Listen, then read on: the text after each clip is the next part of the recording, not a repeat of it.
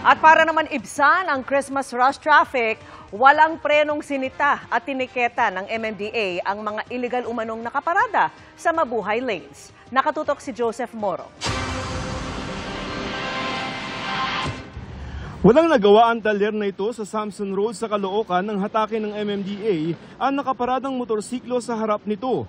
Bukod sa bawal, bahagi rin ang daan ng mabuhay lanes, mga alternatibong daan para lumuwag ang traffic sa mga pangunahing kalsada tulad ng EDSA, lalo ngayong Kapaskuhan. Alam naman po kaso, nag-ano lang po. Nakikitiyatabi naman po namin. Ang sidewalk, hindi po yan dapat ginagawang paradahan or tulad po ng ginawa nito, ginawa na po nilang repair shop. Tinikitan din at inimpound ang mga nakaparada sa 10th Avenue kabilang ang sasakyan ng pamilyang kumakain sa isang restaurant na iniwan sa bahagi ng pedestrian lane. Karating lang ng anak ko eh. Ang gwardiya lang ang nag-ano sa amin eh. Hindi naman yung kasalanan namin, yung gwardiya lang nagpapark sa amin eh. Ang mabuhay lanes po natin, 24/7, bawal po yan na may nakaparada or any form of obstruction. Bago nito, nanghuli ang MMDA ng mga motoristang dumaraan sa EDSA busway. Madali kasi. Ipasok. Malilit eh. Gawa po nung nagsiksikan po doon, kaya gumanon lang po ako ng bagya. Ay, bumalik naman po ako sa linya. Alam niyo pong bawas? Opo, alam ko po yun, matagal na po yun. Bumaba na raw ang bilang ng mga violator kumpara nung unang linggo ng paghihigpit.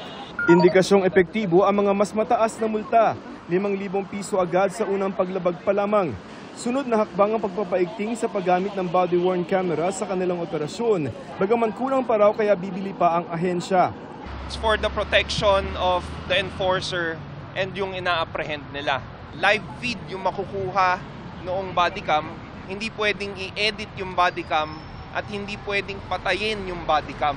Paalaala muli ng DOTR bukod sa mga bus at service vehicles sa busway project, tanging mga on-duty na ambulansya, bombero at PNP vehicles ang papayagang makadaan sa busway. Gayon din ang sasakyan ng Presidente, Vice Presidente, Senate President, House Speaker at Chief Justice. Para sa GMA Integrated News, Joseph Morong, nakatutok 24 oras.